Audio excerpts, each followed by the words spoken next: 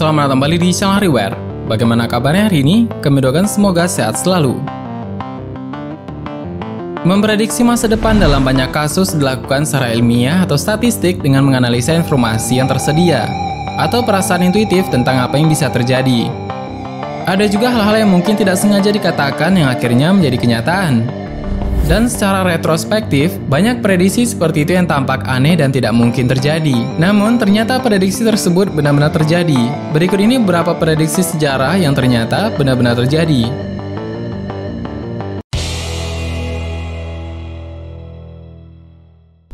Kali ini kita akan membuka tabir yang jauh lebih cerah dan semakin menyimak misteri dunia yang belum pernah kita ketahui sebelumnya. Dan pembahasan kita akan terus berlanjut, maka dari itu silahkan subscribe agar kamu selalu menerima video terbaru dari berbagai misteri yang menarik ini. Jika sudah subscribe, kami ucapkan terima kasih karena telah membantu membangun channel ini lebih baik lagi.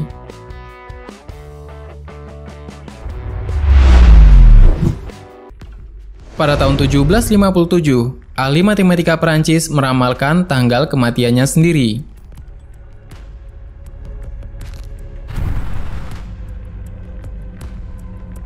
Abraham de Moivre terkenal dengan rumus de Moivre yang menghubungkan bilangan kompleks dan trigonometri, serta karyanya tentang distribusi normal dan teori probabilitas.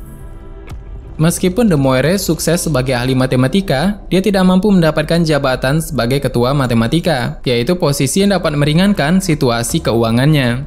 Meskipun demikian, de Moivre terus mempelajari probabilitas dan matematika hingga tutup usia.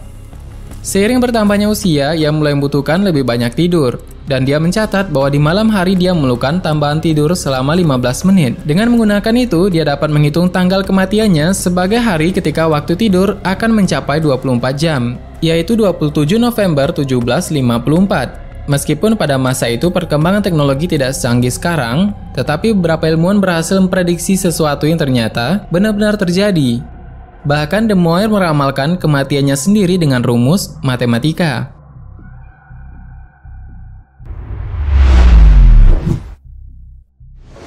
Pada tahun 1845, planet Neptunus diprediksi secara matematis.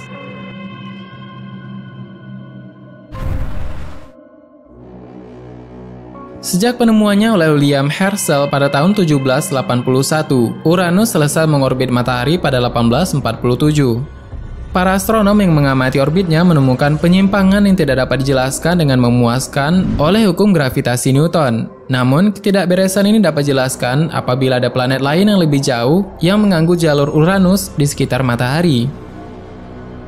Pada tahun 1845, ahli matematika Prancis Urbain Le Verrier yang berspesialisasi dalam mekanik benda langit dan ahli matematika, dan astronom Inggris John Couch Adam secara terpisah mulai menghitung rincian planet semacam itu. Tidak dapat meyakinkan astronom Prancis manapun, Le Verrier mengirimkan perhitungannya ke Observatorium Berlin.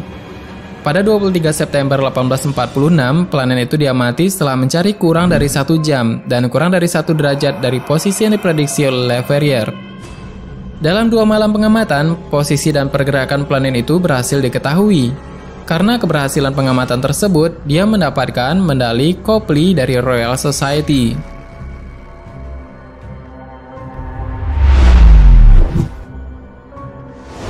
Pada tahun 1863, Jules Verne meramalkan adanya kemajuan di seluruh dunia pada abad ke-20.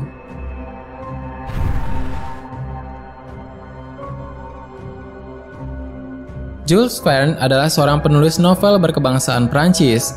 Ketika Verne menulis buku berjudul Prancis di abad ke-20, penerbitnya Pierre-Jules Herzel menolak untuk merilisnya karena dia merasa itu terlalu sulit dipercaya. Selama 126 tahun, manuskrip itu dikurung di berangkas kosong dan ditemukan kembali oleh cicit dari Verne pada tahun 1989. Sering disebut sebagai novelnya yang hilang, buku ini mengeksplorasi kehidupan seorang pemuda yang berjuang untuk bertahan hidup di Paris pada tahun 1960-an. Dan buku ini menyajikan pandangan distopia tentang kemajuan teknologi dan peradaban masa depan yang hanya menghargai bisnis dan teknologi. Deskripsi buku tentang teknologi yang akan terjadi pada tahun 1960-an sangat akurat. Ada deskripsi terperinci tentang mobil yang ditenagai oleh mesin pembakaran internal, pompa bensin, jalan beraspal, kereta tanah, kereta magnetik berkecepatan tinggi, lampu listrik, mesin fax, lift, komputer, jaringan yang mirip dengan internet, tenaga angin, keamanan otomatis, kursi listrik, dan banyak lagi.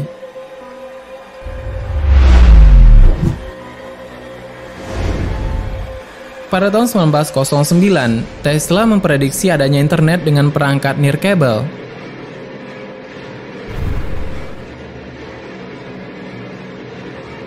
Menjelang akhir abad ke-19, Nikola Tesla mengusulkan sistem pengiriman telekomunikasi dengan tenaga listrik yang dapat memungkinkan transmisi energi listrik tanpa kabel dalam skala global. Pada akhir 1900-an, Tesla mendapatkan cukup uang untuk mulai membangun stasiun nirkabel di Wardenclyffe, New York, yang diyakini dapat mengirimkan pesan melintasi Atlantik ke Inggris dan ke kapal-kapal di laut. Tetapi proyek tersebut harus ditinggalkan pada tahun 1906 karena dia tidak menerima dana untuk meningkatkan proyek dan transmisi daya nirkabel tersebut.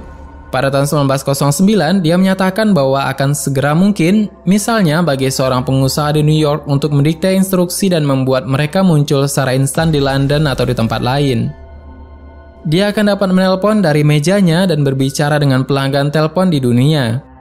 Anda hanya perlu membawa instrumen murah yang tidak lebih besar dari arloji, yang memungkinkan pembawanya mendengar di mana saja di laut atau di darat untuk jarak ribuan mil. Seseorang dapat mendengarkan atau mengirimkan pidato atau lagu ke bagian paling ujung dunia.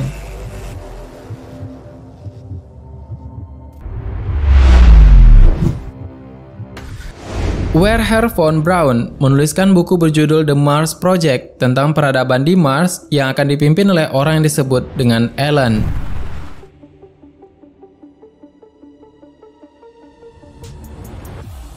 Wernher von Braun adalah seorang ilmuwan roket Jerman Amerika, insinyur ruang angkasa dan arsitek ruang angkasa yang menulis proyek Mars, Das Mars Project dalam bahasa Jerman.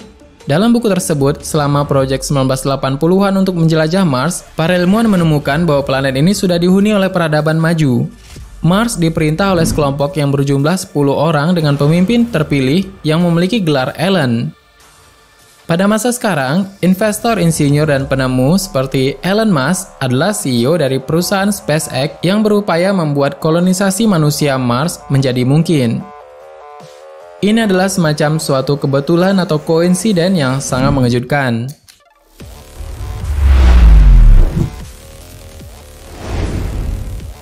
Edgar Allan Poe menulis novel tentang kapal karam dan korbannya yang kanibal.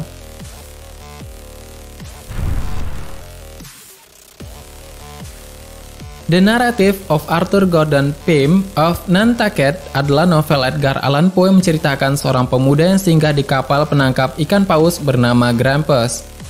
Pada 5 Mei 1974, penulis dan jurnalis Arthur Koestler menerbitkan surat dari salah satu pembacanya, Niger Parker, yang mengaitkan kesamaan yang mencengangkan antara novel Poe dan peristiwa aktual yang terjadi beberapa dekade yang lalu.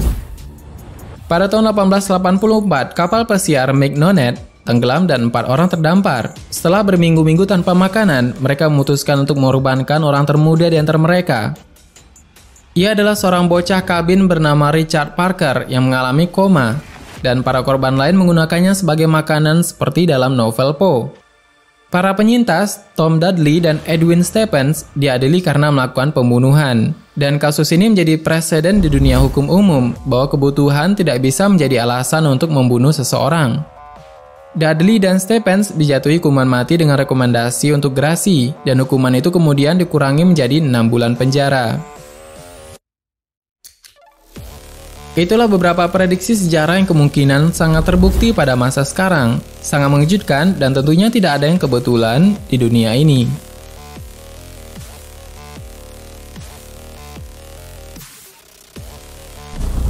Bagaimana merumor tambahan? Silahkan berikan tanggapan dan komentar bawah. Sebenarnya masih banyak hal yang belum akan kita bahas. Tetap menonton video selanjutnya, menekan tombol subscribe dan klik icon lonceng di sebelahnya. Terima kasih sudah menonton hingga akhir video ini. Kami doakan semoga sehat selalu. Sampai jumpa lagi.